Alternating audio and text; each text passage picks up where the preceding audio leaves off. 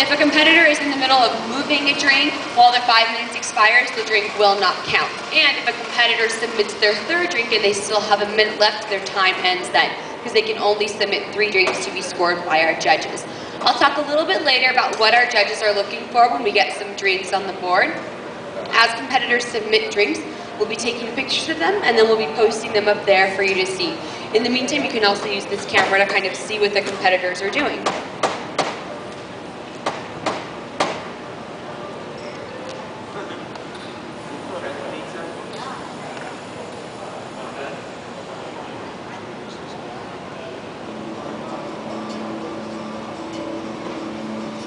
Beautiful rosette there by Philip. Let's give him a round of applause, everybody. He's got his first drink now.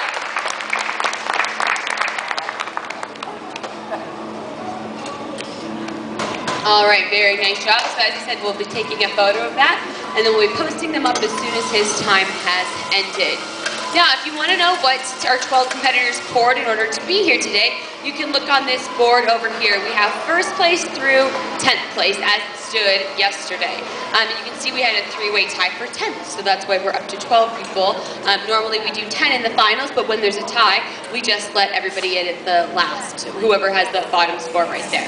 And the way we're kind of doing it today is starting from the bottom and working our way up. So right now, as I said, we have Philip Wang, and you can see what he poured yesterday right there in the bottom right corner. Philip is from Blenz Coffee, and he has a co-worker going as well today. And Blenz Coffee has actually won this competition twice.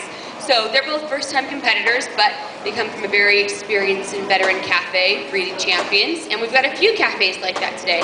We have Cafe Artigiano competing later today, 2 competitors from there. They've won this competition 3 times. We have 2 past champions, including Chris DeFario and Hiroshi Sawada competing today. And we have quite a few finalists as well. So it should be a great day of competition. Yesterday was very exciting and people just barely missing out. Beautiful job. Another round of applause, everybody, for Philip.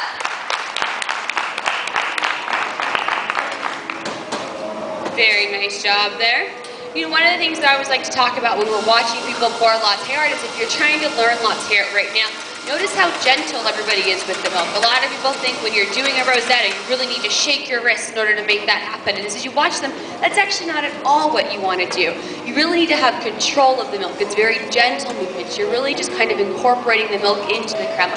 But it's not a violent movement at all. It's nothing harsh. It's just very soft, very subtle movements that make these designs happen. And that's something that you definitely want to remember.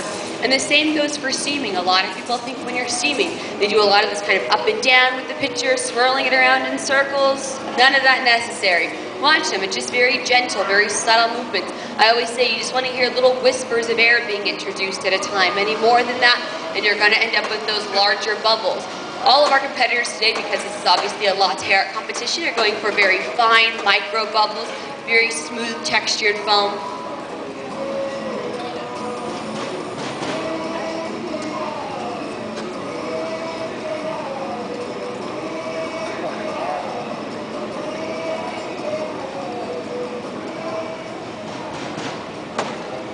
And with 36 seconds left, all right, he's gonna go ahead and submit it. Round of applause, everybody, for Philip Wang from Blenz Coffee. So you saw him kind of looking at the clock there, and the reason he's doing